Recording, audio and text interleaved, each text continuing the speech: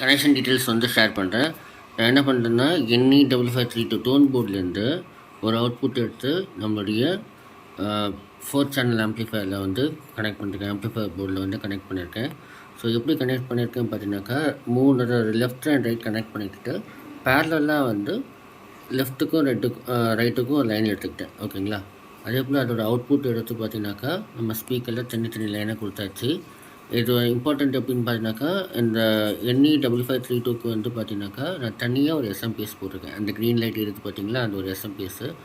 So அதுலேருந்து வர output அதுக்கும் நம்ம வோல்டேஜ் அதாவது யூஎஸ்பி போர்டுக்கும் ப்ளஸ் வந்து எல்இடி லைட்டுக்கும் அதுக்கு லைன் போயிடும். ஓகேங்களா? அதுக்கப்புறம் இந்த 12 வோல்ட்டு 5 ஆம்ப் ட்ரான்ஸ்ஃபார்மர் இதுலேருந்து வர அவுட்புட் வந்து டைரெக்டாக போர்டுக்கு மட்டும் போகும். ஸோ போர்டுக்கு வந்து டைரெக்டாக லைன் போகும், அவ்வளோதான். மற்றபடி வேறு எதுவுமே கிடையாது. ஸோ இப்போ நமக்கு என்னன்னா அதுக்குன்னு தனியாக லைன் இருக்குள்ளார நமக்கு சவுண்ட் வந்து கிளியராக இருக்கும்.